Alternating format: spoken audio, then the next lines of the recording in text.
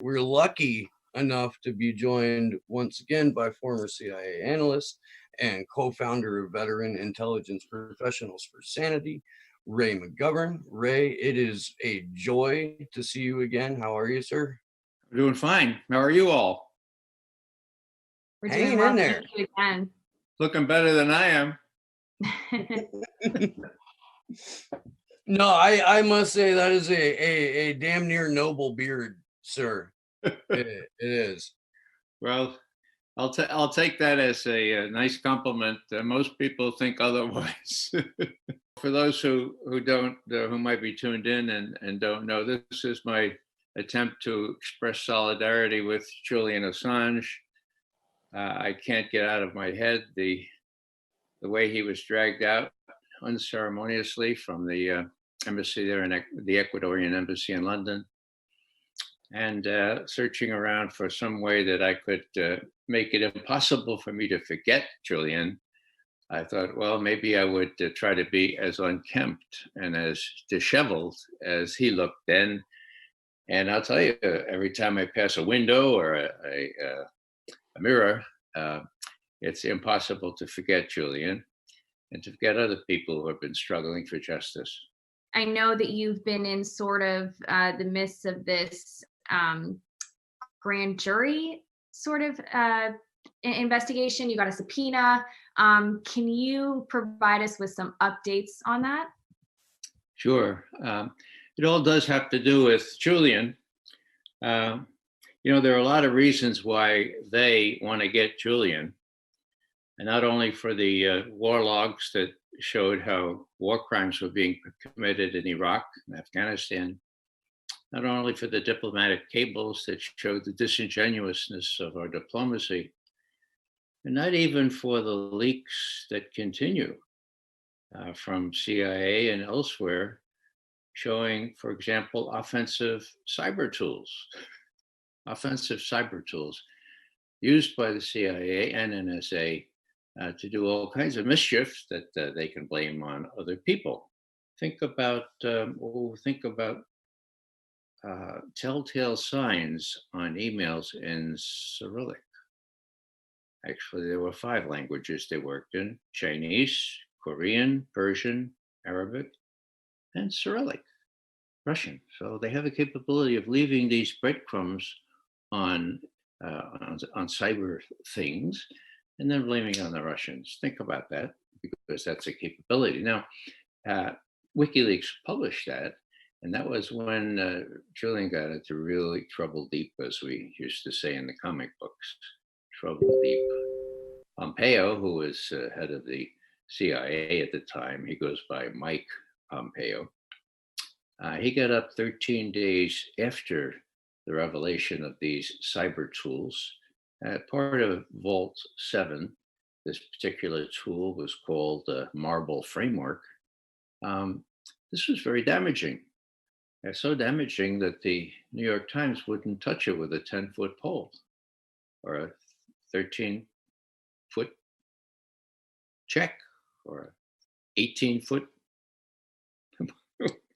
They wouldn't touch it. They wouldn't publish this. They published the earlier stories about this cyber tool that could take control of a car.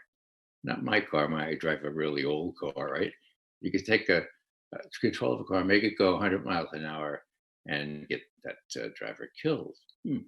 Or there was a cyber tool that allowed the agency or someone to take control of a TV in your bedroom, and you would think it's off, right? Well, no, it's not on. It's recording everything that goes on there. So those were pretty sexy things, and they were included in the New York Times reportage. But once Julian or WikiLeaks published Vault 7 Marble Framework, that was it. That was it for Julian.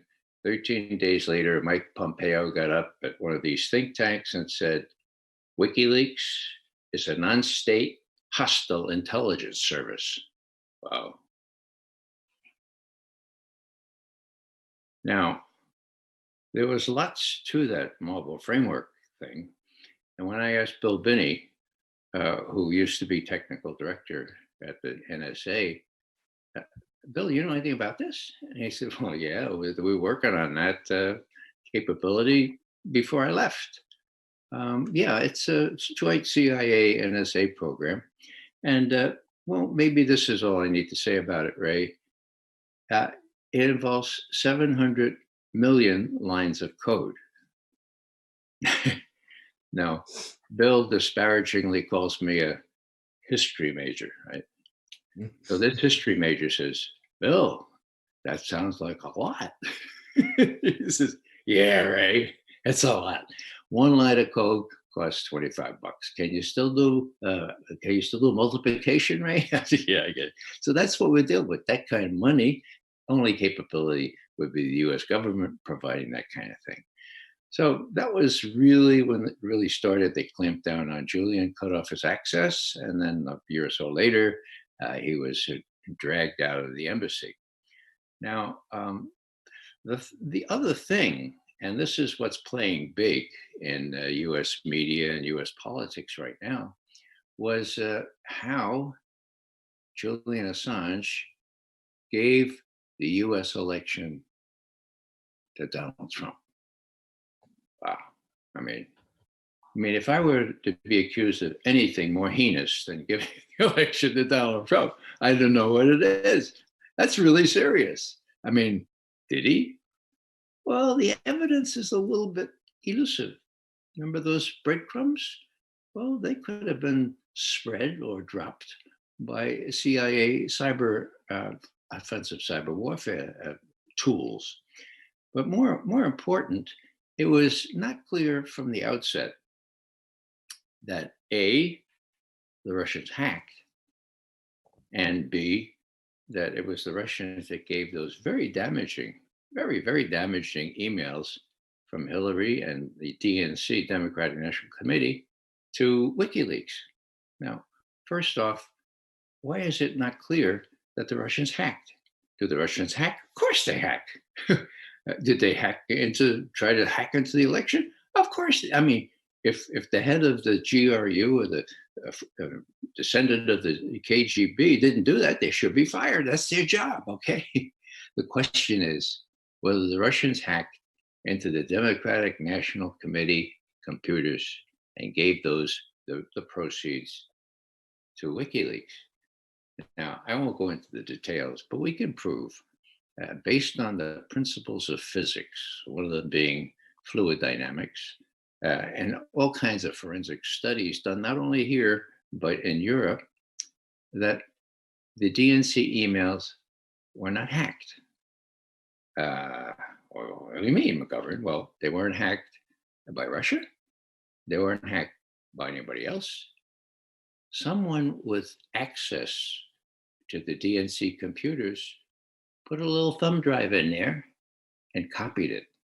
In other words, they copied the proceeds of the DNC emails onto a thumb drive. Now, how do we know that? Well, we know that from forensics. We know that what the capability of the internet was on a certain date in July 2016, 5 July actually. And we know also other things like NSA would have gotten it if it was a hack. So we're pretty sure that the Russians didn't hack. Now, let's assume, for purposes of explication here, that Obama was told that the Russians hacked the DNC. This is before he left office, of course. And he said, oh, God, that's awful. How'd they get it to WikiLeaks? The answer he got was, beats the hell out of us. We don't know. He said, well, how are you sure that WikiLeaks got it from the Russians then? Well, so we asked Obama the day before his last press conference, look, Mr. President, we said, we're veteran intelligence professionals for sanity. We wrote a memo to him. We said, look, you don't want to leave town with this cloud hanging over your successor. Or maybe you do. But let's assume you don't want to leave town that way. Why don't you make it clear, dispel this notion that your successor is somehow really not legitimate because the Russians gave him the election. Could you do that? I mean, you were briefed by the Gang of Four. Now, these four are John Brennan of the CIA, James Comey of the FBI, Jim Clapper of NSA, and what's his name? The general or the admiral who headed up the NSA at the time. Okay, so they were briefed on the 5th. They came to Obama and said, here's what we got on the Russians. And they briefed them up and down. The next day, they briefed the president-elect, okay? The Russians gave you the election, pretty much is what they said. And this is how we know. We estimate it. We assess it. Do we have forensics? Well, no, but we think the Russians are really bad and that they did this. So Obama's a lawyer, right? He goes back to them, presumably after he got a memo, and he says, well, what about this? How do you prove that it was the Russians that gave this hacked material to WikiLeaks? And I guess he got a pretty diffident answer because the next day, on the 18th of January, 2017, 2 days before he left office, he said, this is a quote, the conclusions of the intelligence community with respect to how WikiLeaks got the Russian hacking are inconclusive. Hello? So we have inconclusive conclusions announced by the President of the United States before he leaves office, just what, 5 minus, so just 13 days after he'd been briefed up and down how the intelligence community, which never gets anything wrong, of course, was sure that the Russians hacked and gave this stuff to WikiLeaks. Now, an unfortunate thing happened on the 10th of July, 2016, a couple of months before the election here in the United States. And that was that a young worker at the DNC, Democratic National Committee, Seth Rich, was killed, murdered about 4 o'clock in the morning on the streets of Washington. It was supposed to have been a robbery, but for some reason, the robbers lost their head and didn't take anything like his watch or his money or anything like that, okay? So he died, he was killed. And the suspicion was, wow, wait a second now. He worked at the DNC. Could it have been Seth Rich that put his little thumb drive into one of those machines and copied and gave it to WikiLeaks? Wow. Now, the real clue came about a month later. Julian Assange was being interviewed by a Dutch program. And Julian said, look, this shows the dangers. This shows the risks that our sources run when they give volatile, very sensitive material to us. And the interviewer said, oh, are you saying that Seth Rich was your source? Now, Julian, of course, never reveals his sources.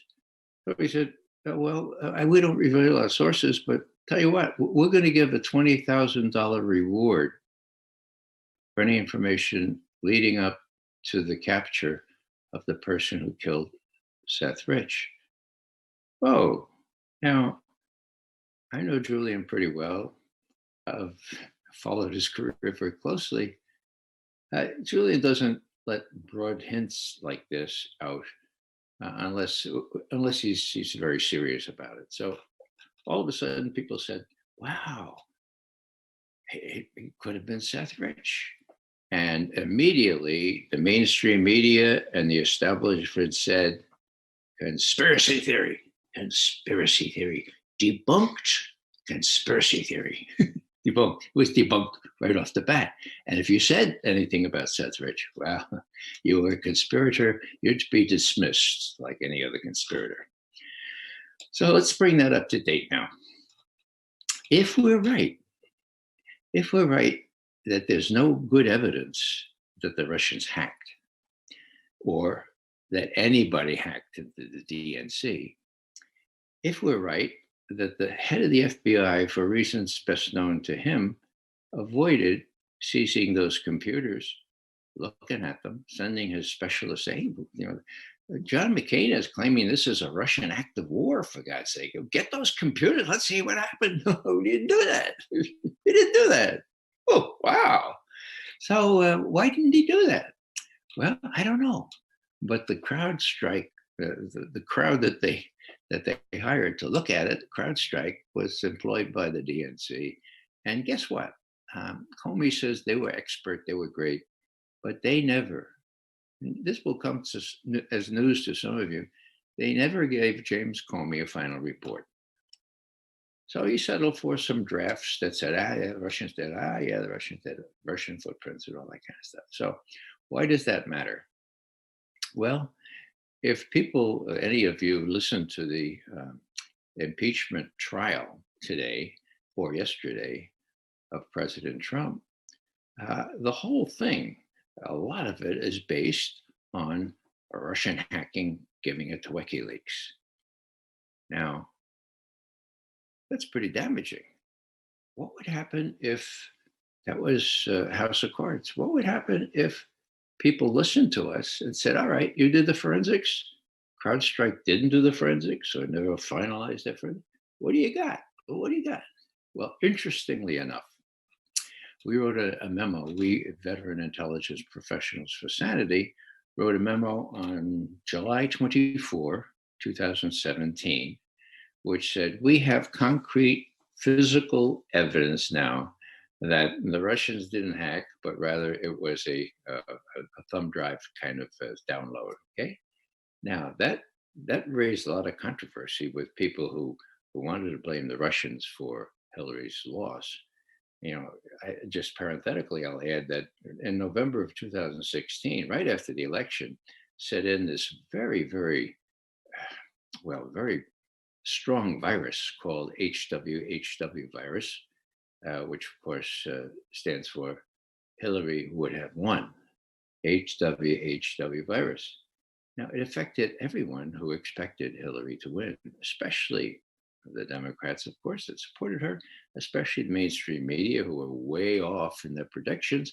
And everybody had a vested interest in showing that somebody prevented Hillary from winning. It couldn't be that she didn't campaign in the right states, or that not many people trusted her because of what she did with the email, with the servers and stuff.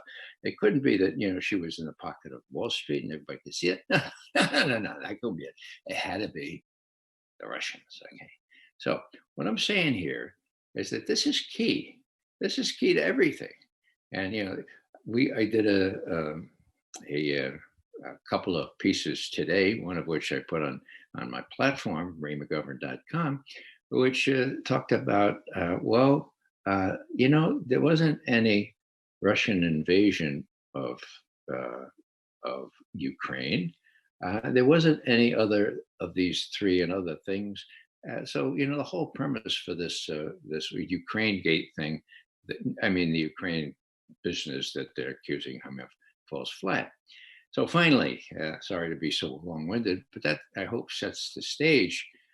So there's a few of us that will not relent and will not say, oh, okay, all right, the Russians did it. Get off my back. Yeah, the Russians did it. So who are they? They're veteran intelligence professionals for sanity. About 35 of us, most of us who worked at very senior levels in various agencies, CIA, NSA, DIA, FBI, you name it, we're all there, okay? Now we have this peculiar devotion to the truth. Now, I know that sounds corny these days, right? But the ethos of intelligence that we grew up with was, look, you have career protection for telling the truth, for telling the president the way it is.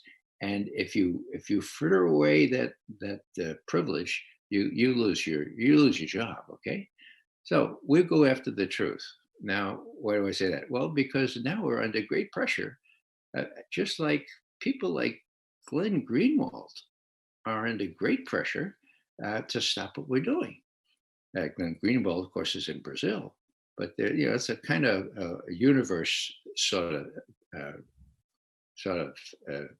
Implosion here, trying to restrain people. So last time I was on here, it was early December, and I had just gotten a subpoena. And it was my very first subpoena. So I thought I'd let you guys know about it before anybody else, which I went ahead and did.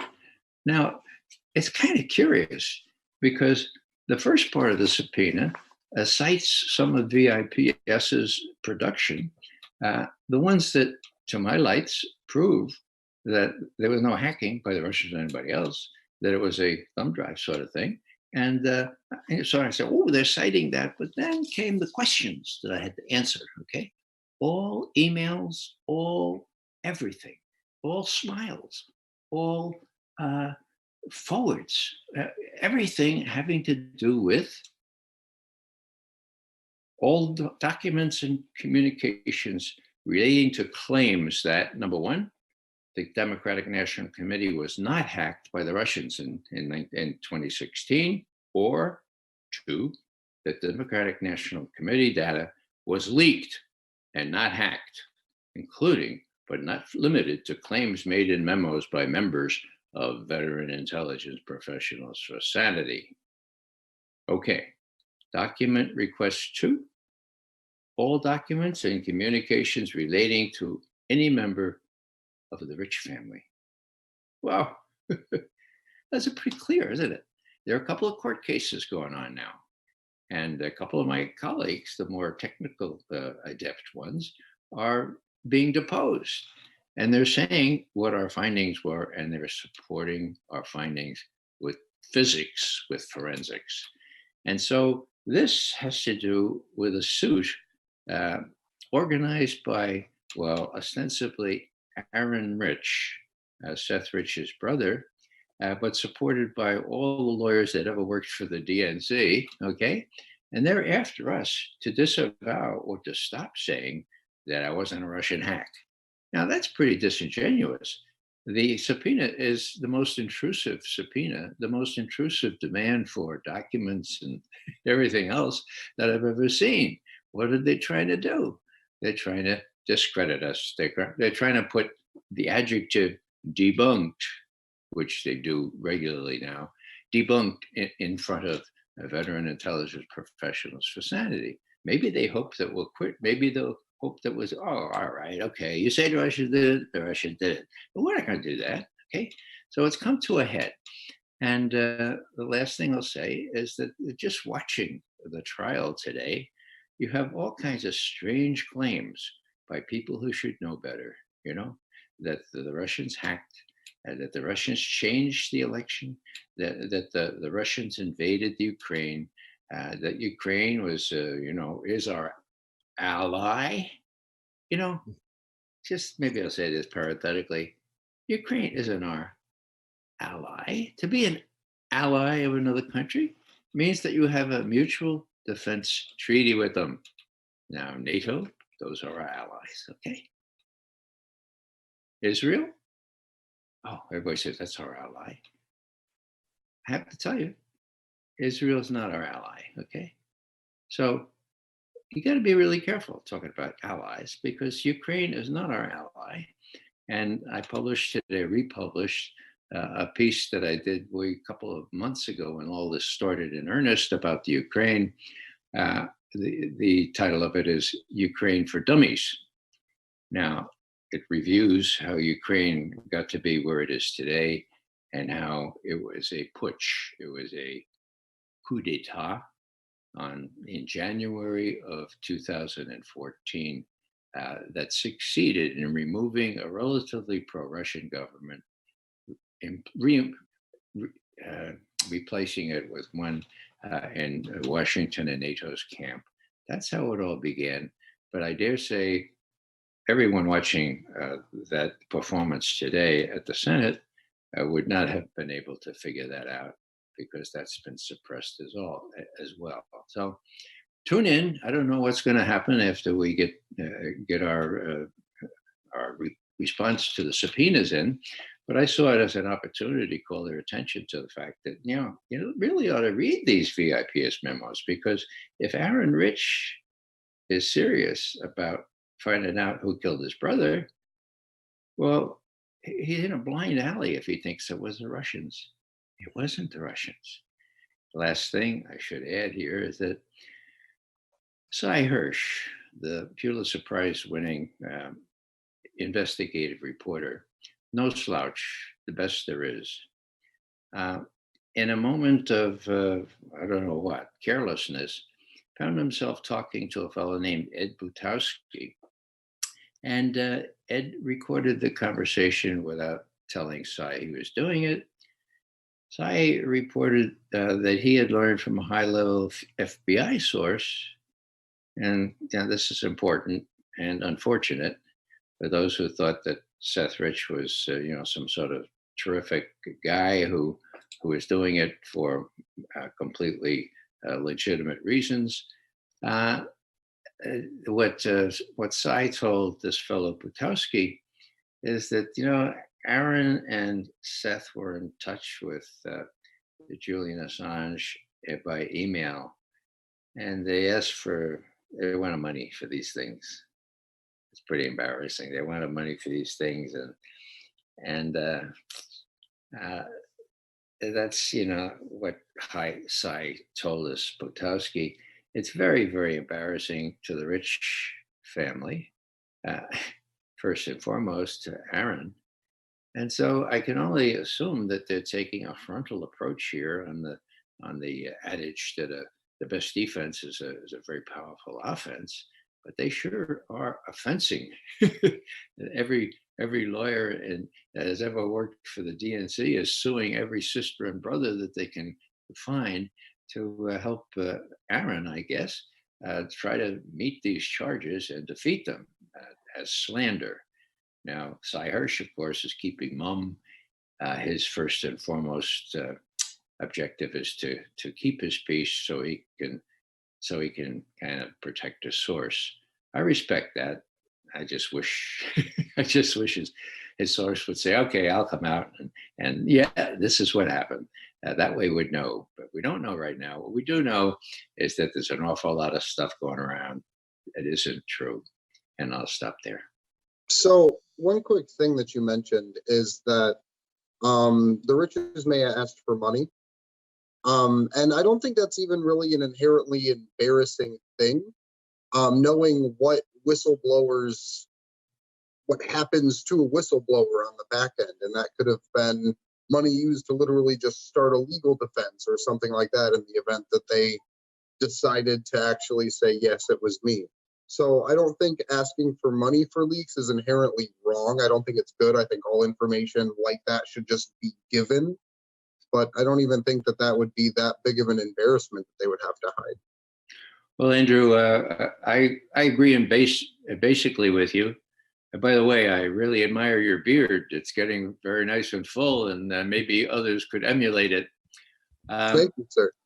But it just looks bad, I mean, it just looks really bad for the Rich brothers and for the family. And the family has been pretty much cordoned off from the press and from the public by a very high-paid lawyer, very, very much identified with the Democratic National Committee. So, yeah, I agree. But it looks bad, and appearances are a lot in this kind of situation, seems to me. Ray, I've been dying to talk to you about this when I first read about it. Did you have an opportunity to read the New York Times or any of the ancillary pieces about Clearview AI and that technology? Whose interview? It's an app. It's a facial recognition app called Clearview. Did you read about this? I saw the headline. I have to confess that I knew it would be beyond me. Basically what it is that law enforcement has access to over, I think it's 750 million pictures that this app, this Clearview app, scrapes from social media and all of the corners of the internet. And they use it to identify people. And this thing is going to become standard fare, if it's not completely already, for law enforcement across the country. And I was wondering what what advice you may have for all of us in terms of how we can best maintain our civil liberties in this increasingly dystopian era. Well, the best idea I have is to, like Andrew there, you grow a real beard and you kind of tuck it up over your eyes so they can't see your eye. Only kidding. You know, I know what this is like. I spent a terrible night in what they call the tombs underneath the justice apparatus there at the bottom of Manhattan, okay? And they had a whole lineup of us, and they took our retinas, they took pictures of our eyes, took pictures of our face, up and down, like there were about 35 fingerprints they took, but then they took this other stuff as well. And I said, you know, I'm glad that I'm as old as I am, because I don't know how I would deal with this over the longer run. The problem is that the people who are supposed to be riding herd on this, the Congress, and specifically the Senate and House Intelligence Committees, they're all part of the problem, not part of the solution. And they make a lot of money out of these firms that are involved in this.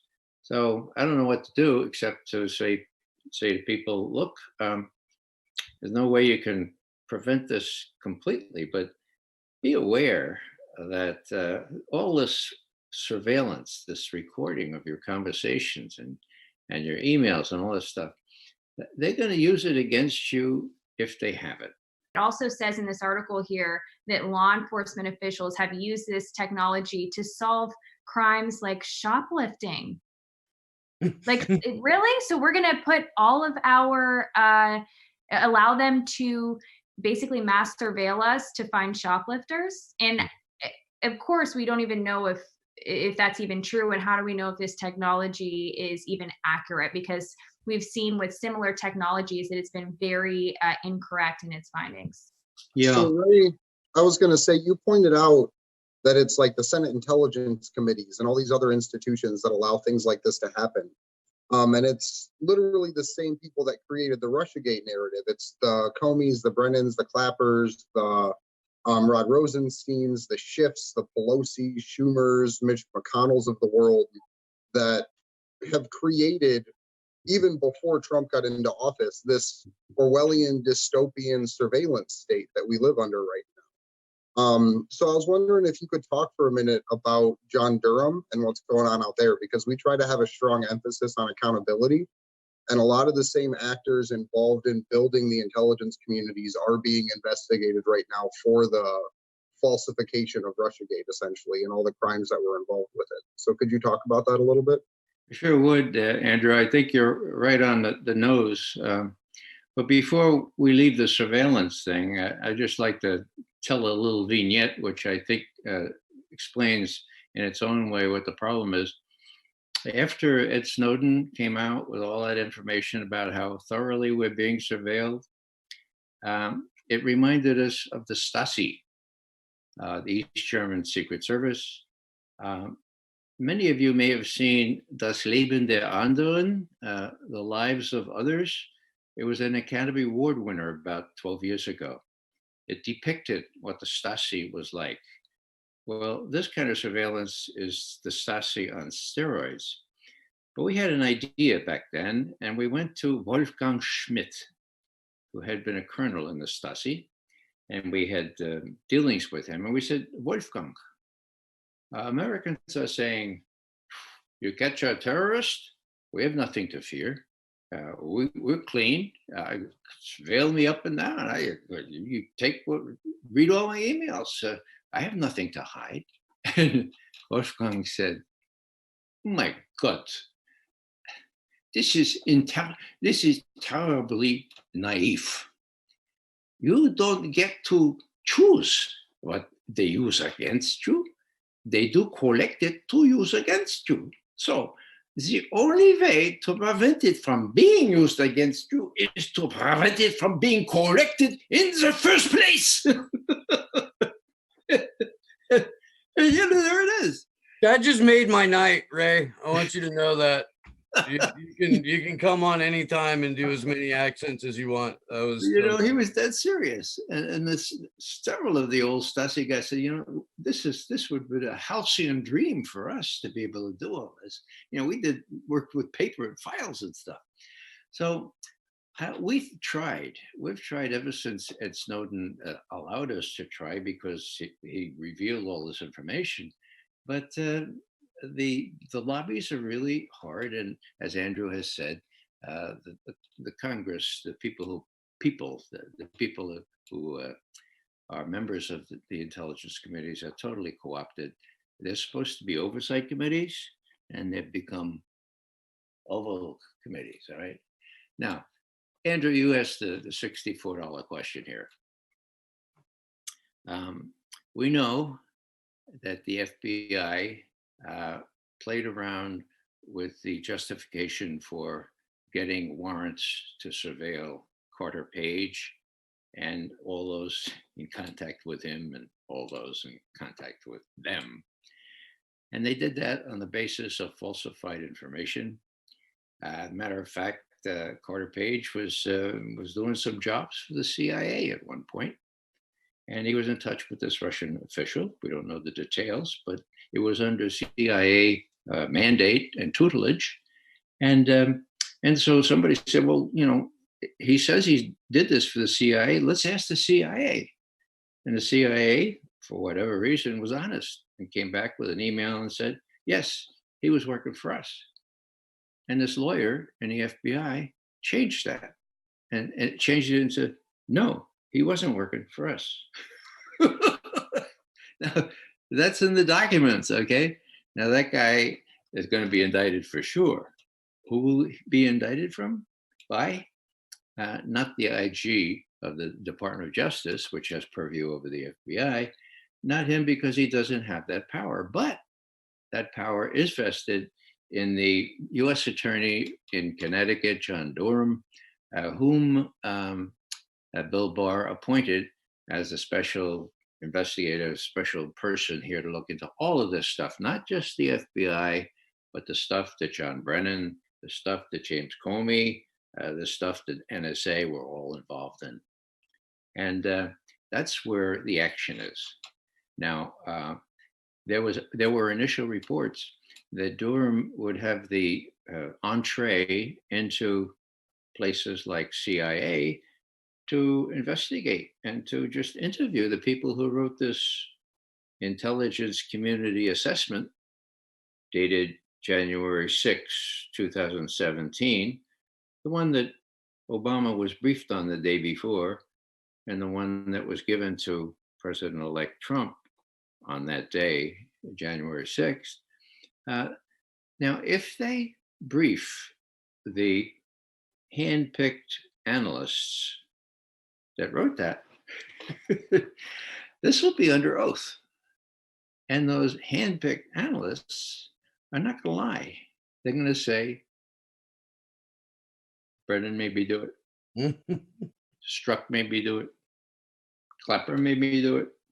We don't believe an iota of it, but we put a disavowal in the thing saying just because we assess these things doesn't mean it's true. So we did try to protect ourselves, but no, you're right. There's no evidence, no clear evidence, no evidence at all that Vladimir Putin instructed his, of all people, instructed his minions, yeah, you go and hack into the DNC. You go ahead and do that. Now, Hillary's going to win anyway. Everyone thought that, including Vladimir Putin, I wager. But you do it anyway. I mean, she doesn't like us anyway. She's going to hate us even more. But yeah, what the hell? We might come up there. Give me a break. Putin's not going to do that. And they found the guy that was supposed to be the super secret source, and he's living in some mansion in Southern Virginia under some sort of protection. So, the whole thing will fall apart as soon as Durham says, look, it's my badge here. You lied to the FBI, you lied to me, and you're going to go to prison for sure. It's going to fall apart. Now, am I optimistic?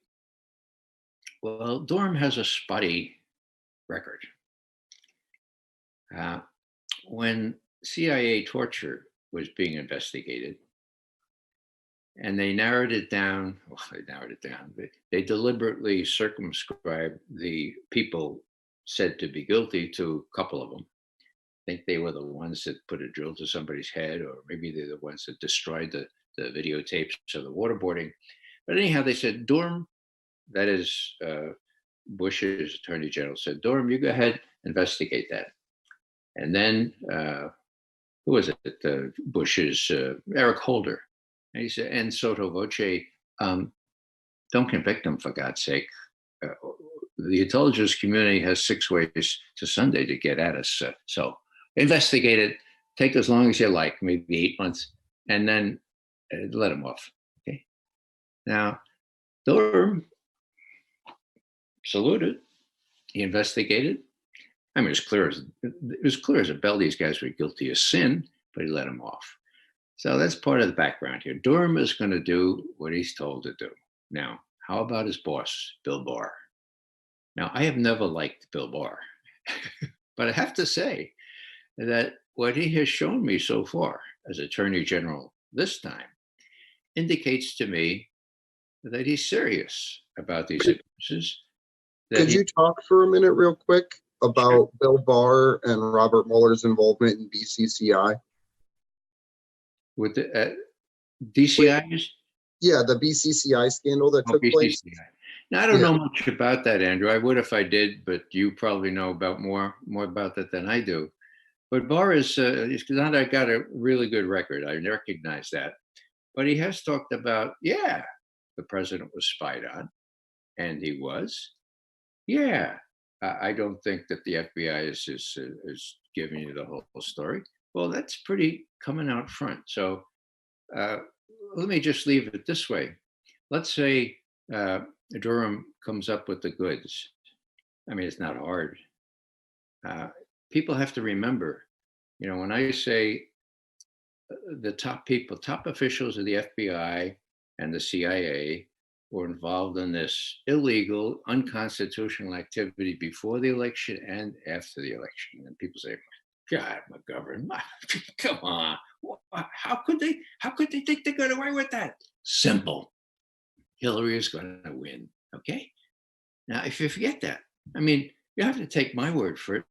Comey in his book says, and it's a quote, I was operating in an environment where Hillary Rodham Clinton was going to be the next president of the United States, period, end quote.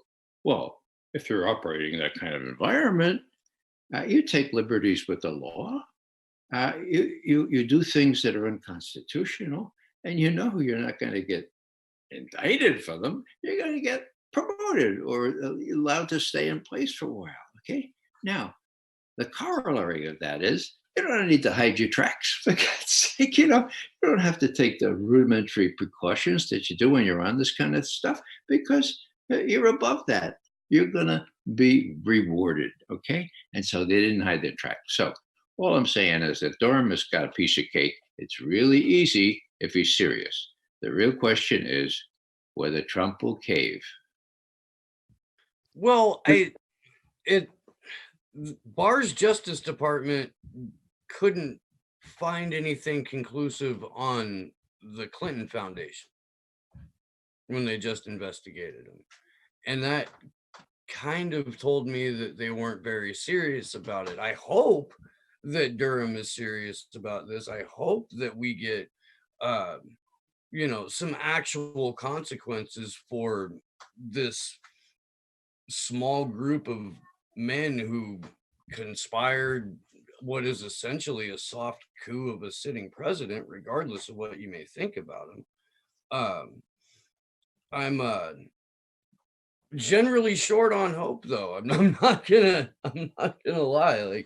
But I would love to see this come to fruition. I would love to see, at least Comey and Brennan and Clapper and what's his name? Is it right? I think it's Mike Rogers was the NSA admiral. I would love to see them get ran through the ringer. Well, I like to think the best of everyone, but if people are guilty of this kind of thing, they should be held accountable. So the question really is Trump a coward or will he face into this? Now, just to remind people, before he ever took the presidency, Rachel Maddow invited Chuck Schumer onto her show. It was the 3rd of January, 2017. And she said, Chuck, you had something important to tell me. What was that, Chuck? And he said, well, you know, I used to think that President-elect Trump was a smart guy, you know, businessman, know when to know what quarrels to pick, and he's done something really stupid. Well, what would that be, Chuck? He's taken on the intelligence community, and they have 6 ways to Sunday to get you. So originally I thought he was a smart guy, but this is really, really foolish. Oh, thank you, Chuck. Now, that was the 3rd of January. 2 days later, on the 5th of January, President Obama was briefed by this gang of 4, okay? Now, on the 6th of January, so what's that, 3 days later, right? The president-elect was briefed on this. And what happened? Well, after they told the president that this had been published today, and it indicates that Putin directed the Russians to make sure you won, Comey said to his colleagues, Rogers, Brennan, Clapper, now, gentlemen, would you excuse us? I have something very sensitive to discuss with the president. They all left. Comey, now, Mr. President, this is really, really very awkward. What we have is not corroborated. It's not really, but there are stories going out there that you were cavorting with prostitutes in Moscow a couple of years ago, and all kinds of other scurrilous things. They're not corroborated, mind you, but the press has them now, and they're might appear in the media. So we just want to. Just so you know, Mr. President, that we have this, just so you know. Now, if I were President-elect Trump, I would have said, Mr. Comey, you go clear out your desk right now. Take your pictures off the wall. You're out of here as soon as I become president. I know that trick. I mean, it's J. Edgar Hoover on steroids, for God's sake. You guys do this to every incoming president. Get the hell out of here.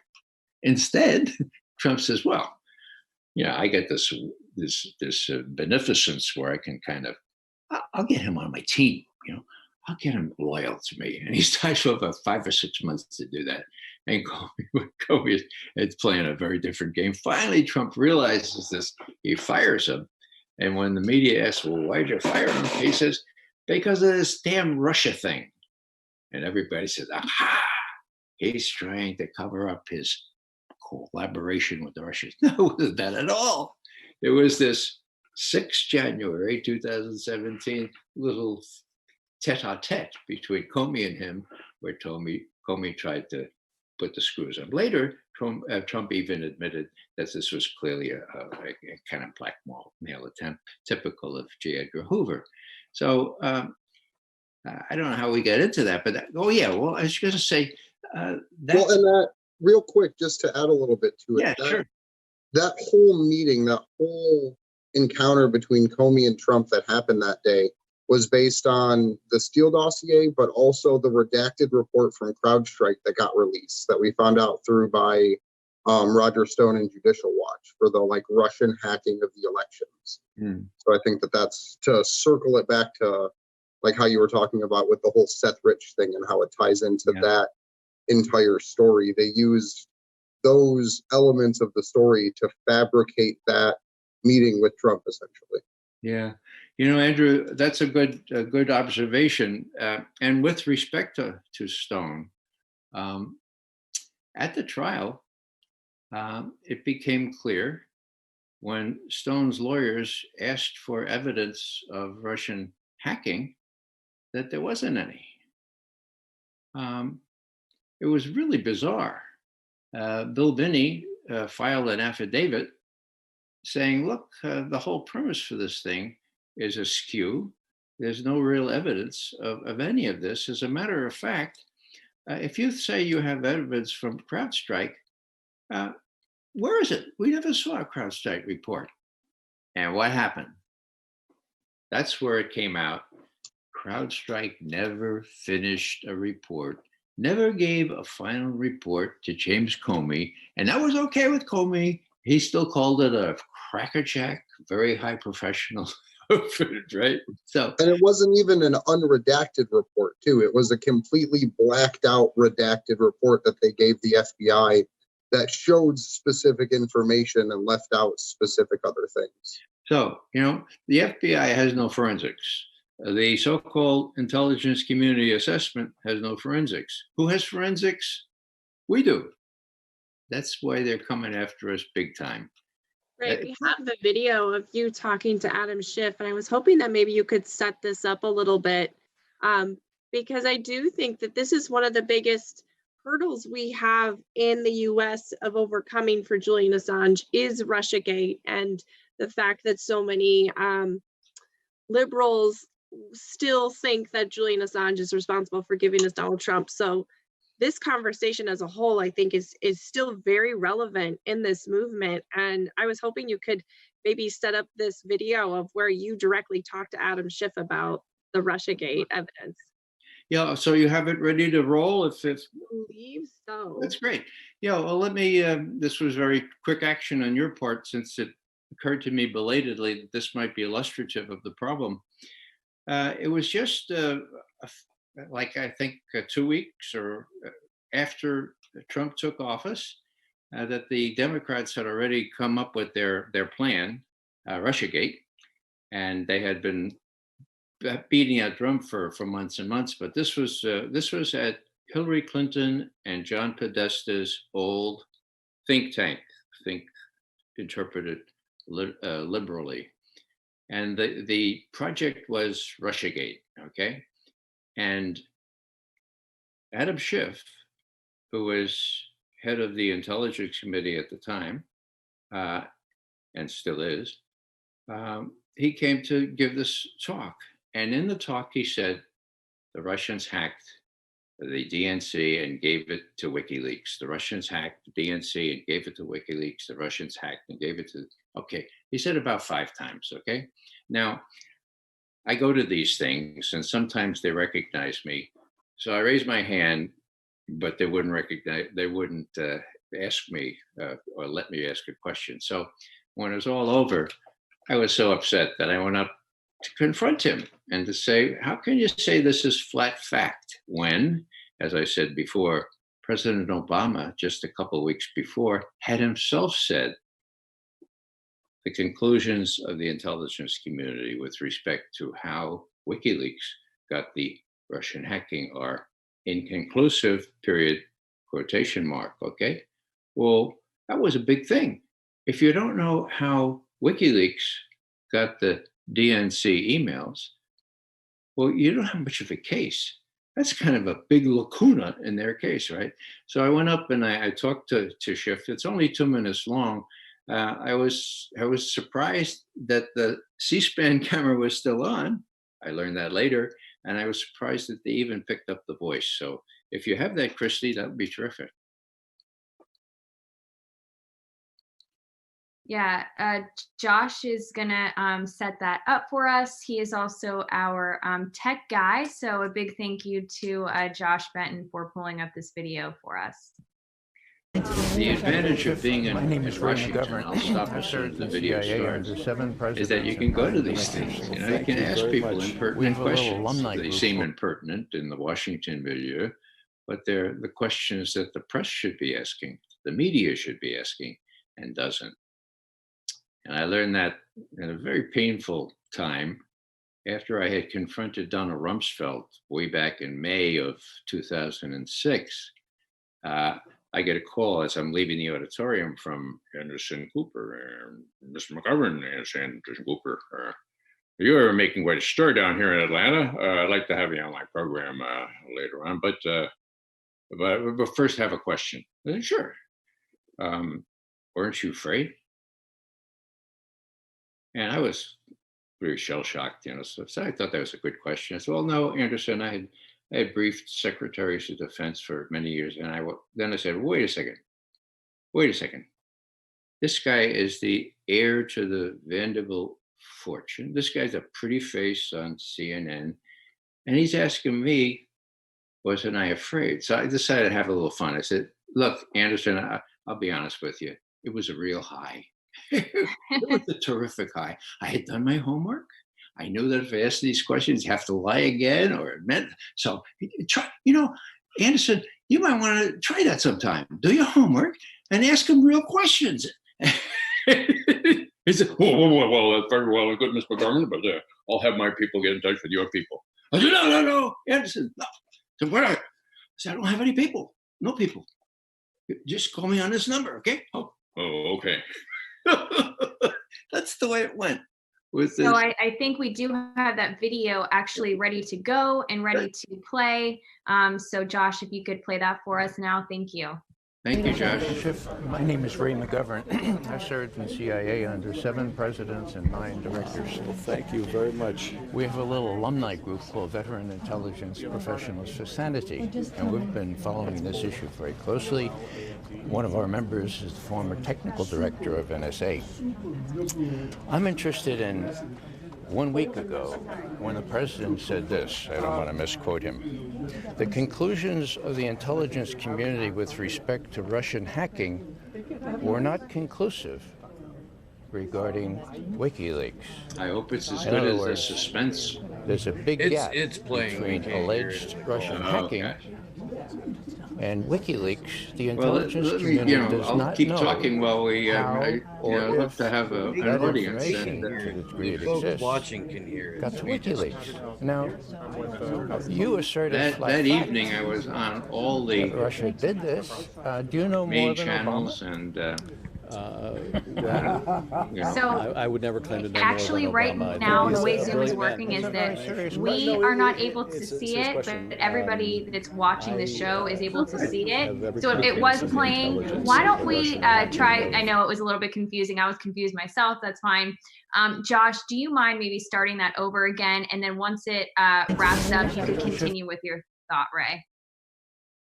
So Josh, can you get that going again My from the name is Ray beginning? I'm sorry. McGovern. I served in CIA under 7 presidents and 9 directors. Thank you, Josh. Thank you very much. We have a little alumni group called Veteran Intelligence Professionals for Sanity, and we've been following this issue very closely. One of our members is the former technical director of NSA.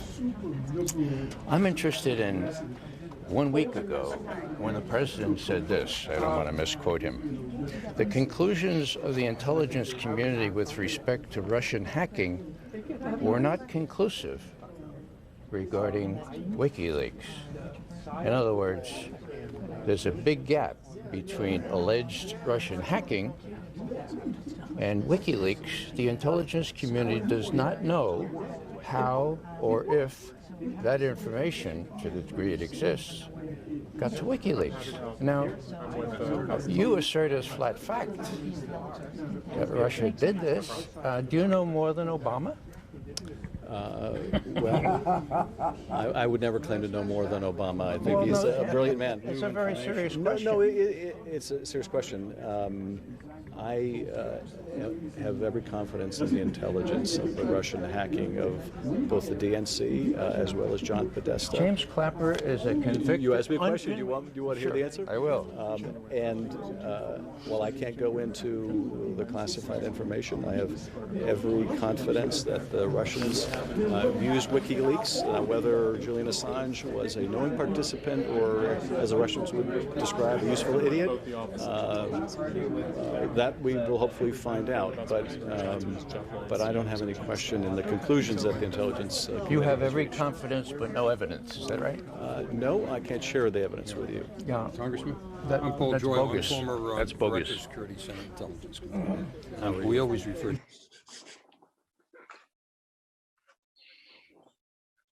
Every confidence but no evidence. That's fantastic.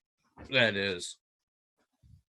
well, the reality is that they still don't have any evidence, and they're getting away with it by just saying he said, she said. It's quite remarkable that the media in our country has been able to bring everyone around to thinking what they want them to think. And I'll just close by saying that this was all pretty predictable. When you let somebody like Bill Casey come in as head of the CIA, now he was a great spy master in World War II, right? He hated the Nazis and he got some good operations going. But then he thought the Russians were the same as the Nazis, and they weren't quite the same, but he couldn't get that out of his mind. What he said during his first briefing of the rest of the cabinet members in early February 1991 was this: "We'll know we've been successful when the American people believe what we want them to believe." That's a quote. I know that because a good friend of mine was there. She recorded it and she reported it at the time. Now we're pretty close to that. Most of the American people, like, what do they say, 80, 85%, present company accepted, believe what they've been told for the last 3 years. And it's a monumental task for us to confront that. But I think we can. And with the truth on our side, I think we should not be discouraged. I think we should be enlivened and get some fun out of all this. Thanks very much. Ray, Can I thank ask you you again one- so much for one quick joining us. question? Oh, I think we have another question from I Andrew. can hang around. My mom said I could stay up for another half hour. All right. Well, we're glad you're sticking with us. Andrew, why don't you go ahead with your question? So I was wondering if you knew anything about Steve Pozniak or Pachinik. I don't remember how you pronounce his last name, but he was an advisor, I believe, around the same time that you were. And he actually has his own YouTube show too. So I don't know. If you know, Could you say the name again, Andrew? Steve, I think it's Pozniak, Pieczenik. No. Because he has a YouTube channel and he says he was an advisor to like national security people and presidents. And I was just wondering if you had known anything about him. What was his time period? When was he doing that? I think it was around the Bush era and earlier. Oh, well, The first Bush era. Sorry, just clarify. And earlier. Was he CIA? Does he pretend to have been CIA? I don't know if it's pretend, but I think he was an analyst, maybe. But he talked about like his work during like multiple different coups throughout like Iran-Contra, working like not with those people, but in that time and working like Kosovo and things like that. So Yeah, I didn't know if he was. Doesn't ring any bells, and that suggests to me that he wasn't with the agency. But I wouldn't exclude it. Could I send you his YouTube channel offline and have you take a look at it? Yeah, that'd be good. Cool. Be happy to do that. Awesome. I appreciate it. You know, maybe I'll just tuck in one more thing when I think of it. I talked about Rachel Maddow with Chuck Schumer, right? They have 6 ways to Sunday to get back at you. Now, there are a whole bunch of people in Washington, some really, really good people who can't contend or can't believe that there's a deep state. Now, deep state probably shouldn't be used because Trump uses it, okay? So anything he touches is already kind of a little slithery. So how about national security state? How about the people who think they are protecting the national security? Maybe Clapper really did think, as he said publicly, that the Russians were almost genetically inclined to be deceitful and to, blah, blah, blah, blah, blah. And maybe he does believe it. Maybe he studied at the hands of General Curtis LeMay, also Air Force General, when Clapper was coming up. So well, maybe they're just misguided but sincere. Well, I don't know about that, but I do know that there is this coterie of people who know best what the president can and cannot do. And they don't want a president who is not controlled by them, like Trump, okay? Now, what am I getting at? I'm getting at this. About 7 years ago, the head of the CIA at the time, John Brennan, and Georgetown University said, let's have a conclave. Let's have all the spooks from the Walsh part of our university, and your spooks have come down from the river, and we'll have a big. So they had a big conclave, about 300 people there in this very fancy conference room. Brennan had his good friend Bob Mueller lead off the proceedings, and Bob got up, and he had just retired from the being director of the FBI for 12 years, would you believe? So he got up and he said, talk about Mueller. So I said, any questions? So I raised my question. I do that, right? So I'm in the front. I said, Mr. Mueller, do you have any legal qualms with the practice called parallel construction, where you use illegally acquired NSA data, you give it to law enforcement, and you say, okay, do a parallel case there, get some other evidence, and arrest this guy pushing drugs at the 7-Eleven or whatever. Okay, do you have any legal qualms about that? Because, it does seem to me that lies are told to the defendant, to the defendant's attorney, to the judge. It seems very peculiar. Don't you have any legal qualms? He's a pretty big guy. He looks down at me, he says, well, Mr. McGovern, after 9/11, we were given special authorities.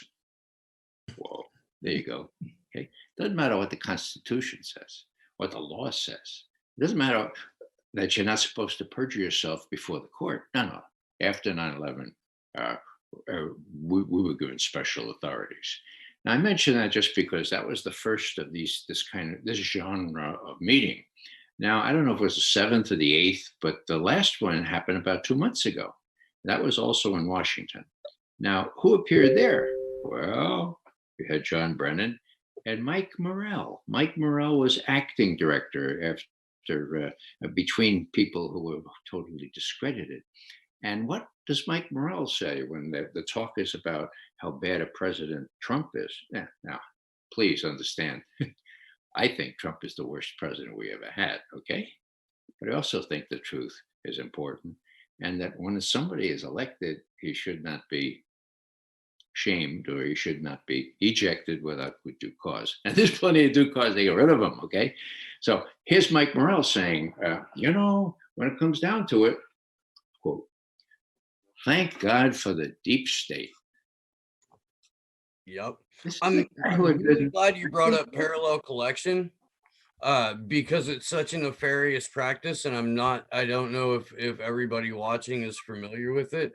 So one more time, just to drive it home, what happens is that local law enforcement or state law enforcement can have access to, if need be, all of the NSA's data, and they can work backwards or parallel to solving the crime from the point of this guy did it to, okay, we think this guy did it, and now we're going to build evidence towards that.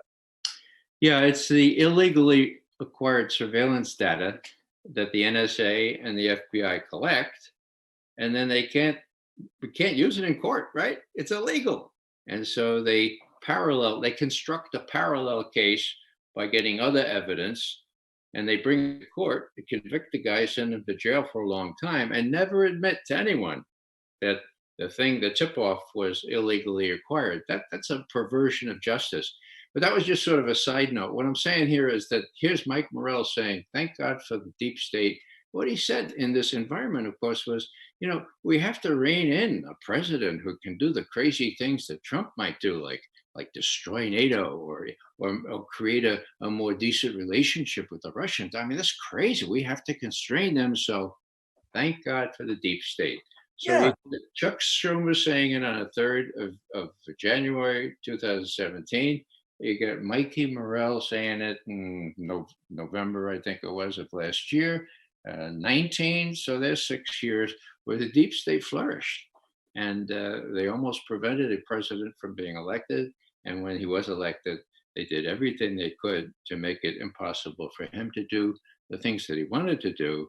And this is consequential because somebody says, McGovern, why are you so wrapped up in this? And I said, it's very simple. Russia has nuclear weapons, okay? You got that through your head? Russia has nuclear weapons. What does that mean? Well, it means there's a limit to which you can push the Russians. And it's very unhealthy to trade on these McCarthyite kind of concepts, blacken the Russians to the point where if you say a word about the Russians that isn't condemning them, then you're automatically considered you got it, conspiracy theorist. Ray, I want to ask you about a sort of related topic here, but the past couple of weeks, we've seen tensions with Iran increase quite a bit, of course, with the assassination of one of their top military leaders. Now, many people are quick to blame President Trump and the Trump administration for this, which is understandable, of course. However, is it more than just the Trump administration? Because I have always been in the camp of, if you are anti-war, you also must be sort of anti-intelligence community and anti-spy, because ultimately I feel that the intelligence community is very responsible for wanting to escalate tensions with other countries. And I've also said that if you are anti-war, you must be pro-WikiLeaks. So what are your thoughts on that? Well, it's very delicate to tell our story on this, but we did. We, Veteran Intelligence Professionals for Sanity, put out a memo, I think, 2 days after Soleimani was killed. Okay, and what did we say? We said, well, when you look for the reason, you have to ask the age-old question, cui bono? Who profits from the killing of Soleimani? And we didn't have much evidence to go on at the time, but we kind of looked at the strategic relationships there. Who wants tension? Who wants tension with Iran to be aggravated? And the name of that country is Israel, Israel. Now, this is not allowed to be spoken in polite company in Washington, but the same thing happened with Iraq, okay? Now, I've been saying for however long, there are three things that accounted for Iraq, the invasion of Iraq, and I use the acronym OIL. Now, John Stewart took me to task for that. He said, you're violating the rules for acronyms, McGovern. You can't say OIL and have O mean what you mean. So he had a lot of fun. I had a lot of fun. And it's O for oil, I for Israel, and L for the logistics, the permanent military bases that we coveted in that area. So Israel was always a big factor. And I pointed back in our memo to the time in 2004 when the National Security Advisor to George H.W. Bush and to Jerry Ford, a guy named General Brent Scowcroft, was so appalled at what was going on with respect to Iraq, and so appalled at the reasons for it, that he went to the Financial Times in London and he said, listen, the explanation lies in this. Ariel Sharon, the Israel prime minister in those days, has Bush wrapped around his little finger. He has him mesmerized. That's a direct quote from the very, very circumspect, usually, Brent Scowcroft, who never said a word to the press that he didn't cogitate over. Now, he lost his job. He was right in the flow of everything, all the information. He was chair of the President Foreign Intelligence Advisory Board. So he lost his job right away. But, doesn't that speak volumes? Doesn't it speak volumes that here, this fellow, General Scowcroft, thought that a large part of the reason why we did that stupid thing in Iraq, that horrendous thing, was because Ariel Sharon had Bush wrapped around his little finger. He had him mesmerized. Now, we recall that conversation, and we also recalled a conversation when Netanyahu laughed at how he had conned Bill Clinton into thinking that one of these arrangements was really going to work out, but that they would never agree to it. So we said, look, if you're looking for a reason, there's only one country that really benefits from this, and that's Israel. Then we learned that Soleimani was on a mission that had actually been approved by Trump. It was a mission to reduce tensions between Iran and Saudi Arabia. Wow. He had a letter from Iran he was giving to the president of Iraq, the prime minister of Iraq, because the prime minister of Iraq was sort of the intermediary between Saudi Arabia and Iran. My God, these two arch enemies, people trying to seek some sort of a way that they could have an accommodation or perhaps even a modus vivendi for living together, a détente of some kind.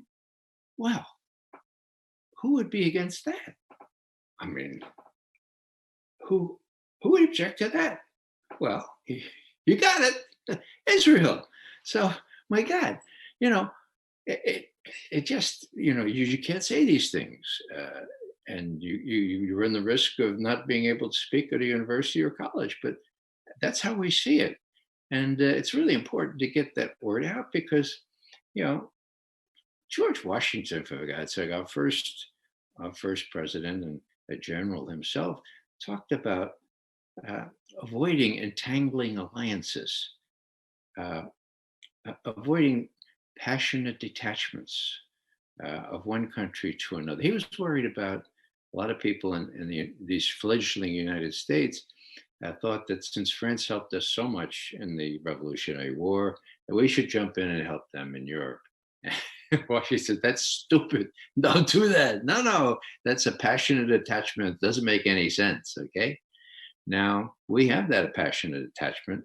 And if any external country interferes in our election, any the Russians, it's the Israelis, I mean, I have full evidence of that. That same telephone call where General Flynn was talking to the Russian ambassador, he was really calling to say, would you please make nice with the resolution that's condemning Israel there in the Security Council? Could you just as a favor to us, could you just go easy on Israeli? And then he also talked about Russia. But so all I'm saying here is that there can be no cogent policy on the part of the United States with respect to the Middle East without our people, that is Trump and the rest of them, being under the influence of the Israel lobby, and that it's such a pitiable situation publicly in our country that people just can't say that. People say that they lose the next election. People say that they don't get on CNN anymore, as I've been banned from CNN for eight years now because I defended Julian and when they were trying to call him a terrorist. So one of the most interesting foreign policy stories I've seen come out recently was how Mohammed bin Salman used a video that he sent Jeff Bezos on WhatsApp to hack into his phone.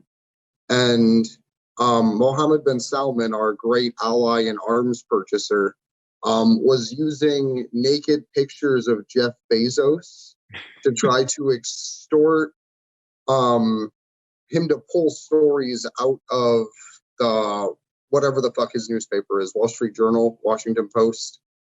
So the whole Middle Eastern foreign policy is just a clusterfuck in general. So our subservience and intelligence communities just fucking run amok over there to the point that the bad guys target other bad guys to try to make themselves look better. Well, I'm still overcoming the shock of the image of Schiff right? In the buff. Yeah, they downloaded. So the Saudi government used WhatsApp. Mohammed bin Salman sent Jeff Bezos a video. They injected a virus with the video into Jeff Bezos's phone and downloaded 6 gigabytes of content over the course of months, and it went completely undetected. So the Saudi government now has a shitload of information directly on Jeff Bezos, and it actually came out that they were sending him pictures of his mistress a few months before, like private pictures, a few months before their affair went public. So there's a lot of like interesting just ways you can observe the intelligence community bad guy fighting bad guy for how it's used. Yeah. There you go, the surveillance state, and surveillance can be used by anyone just as drones can now. It's up for grabs. But the reason I brought up that Steve guy, he was the Deputy Assistant Secretary of State. He was talking in one of his videos a while back about Trump's removing us from the Iran deal. And his assumption was that it really doesn't matter because nuclear weapons aren't the arms race of the day, and that everything has been moved to a technological aspect anyways, that you can devastate a city with a nuclear weapon, but you can devastate a country with intelligence. And so I think that that's kind of the point that we reach now, is they can literally at any time take out any one of us socially, if not literally, based on the kind of cars you drive. Well, yeah, I think that cyber warfare is the name of the game now. We started it with the Israelis creating Stuxnet. Now, I don't know if you all know the story behind that, but I do, because I heard people who are knowledgeable about this, people in the New York Times and people who did a motion picture about it. Motion picture, wow, that dates me, doesn't it? It was a movie. Okay, so what do I know about it? What happened here was that the Israelis say Iran's going to get a nuclear weapon. Iran's going to get a nuclear weapon. We're going to blitz them. We're going to get them. We're going to bomb them. We're going to throw rockets at them. And the Bush administration, no, don't do that. No, please do that. And they said, no, we're going to do it. So as a way to buy them off, okay, the powers that be said, look, you intelligence people, you work together with the Israelis. They're really good. You might even learn something from them, and find some kind of cyber warfare way where you could, well, destroy some of those centrifuges. And they did. And did they destroy some of the centrifuges? They sure as hell did. With this cyber weapon, yeah. So it was like physical destruction of the sine qua non to get the nuclear capability that the Iranians need for their domestic thing, not to make a nuclear weapon. So anyhow, they did that, and the Stuxnet got loose, as we all know. But those centrifuges were physically destroyed.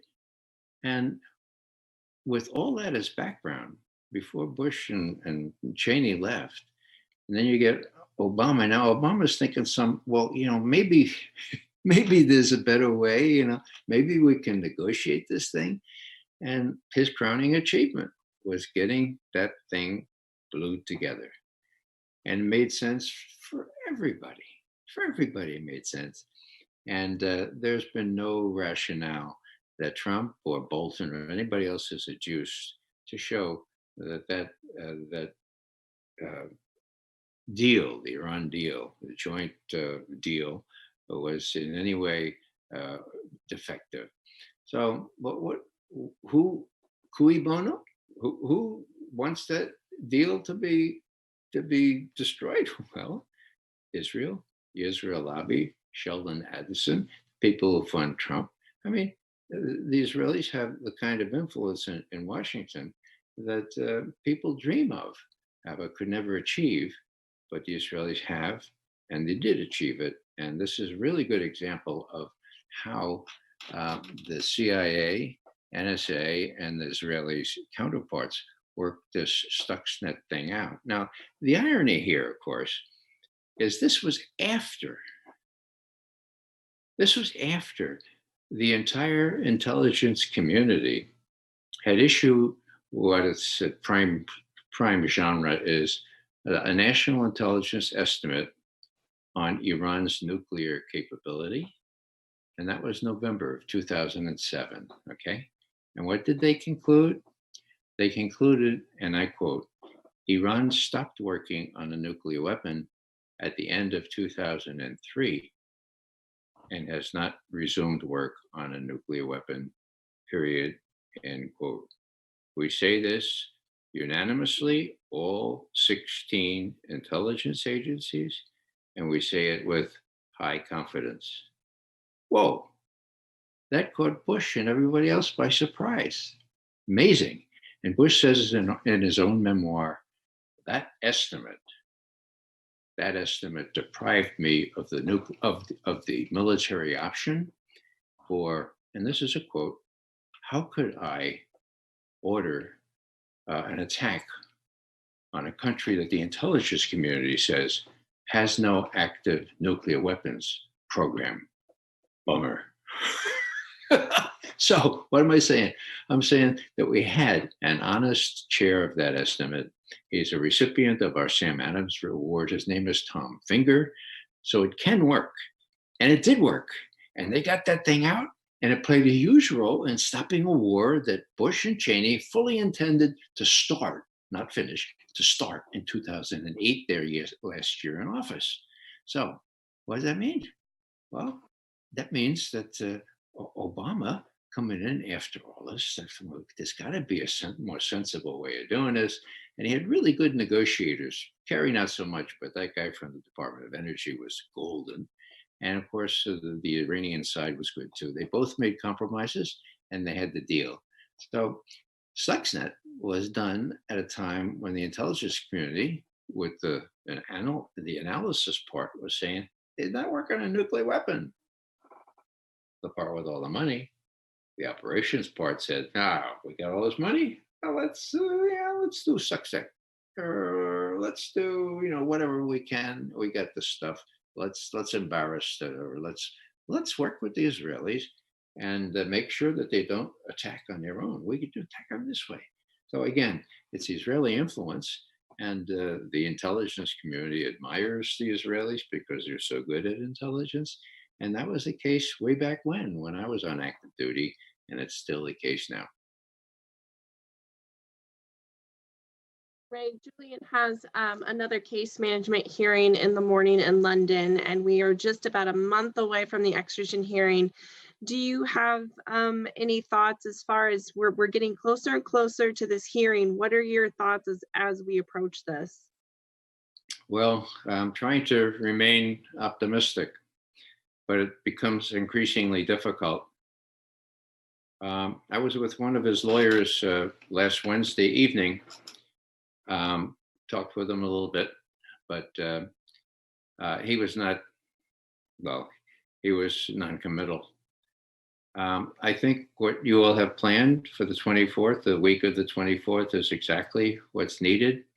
Some of my friends from Veteran Intelligence Professionals for Sanity are in London now, working with folks there, protesting what's happening to Julian.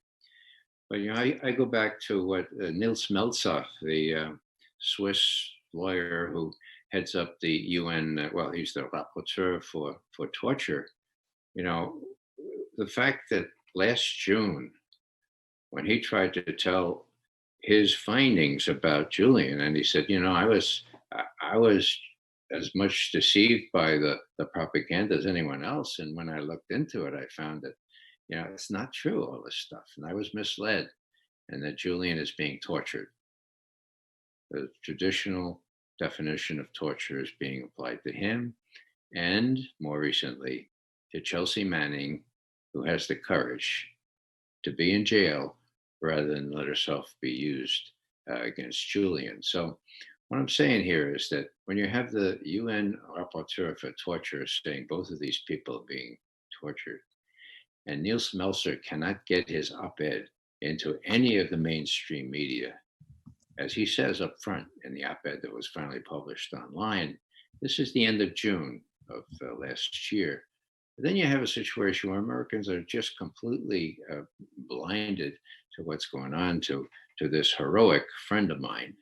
And it just depresses me greatly every time I pass a mirror. I think of Julian and lift up a little prayer for him, because it can't be, it's bad, and unless we raise hell, it's not going to get any better. So my hats off to you guys and planning what you're planning or participating in.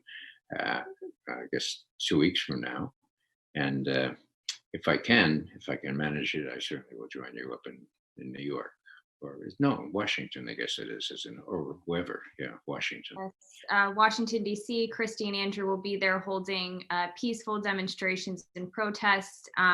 Steve and I will be in London, and if possible, it would be really great to connect with some of your colleagues that are in London as well. We're working really hard to become very familiar with the extradition process, and we just want to make sure that this is being covered fairly and accurately. But if you could join, Andrew and Christy in DC, that would be really great. Mm-hmm. I'll give it the college try. Great. One more thing before I get in real trouble with my son, who's my webmaster, webmeister we call it. His name is Joseph, and he runs my website. And if I forget to mention it, he gives me hell because he puts a lot of work into it, and so do I. It's raymcgovern.com. And Joseph always tells me you should add, if you don't get it, you don't get it. A little arrogance there. Well, we do a lot of good stuff up there. Thanks again for letting me join you. Absolutely. Thank you, Ray, Thank so you. much for joining us.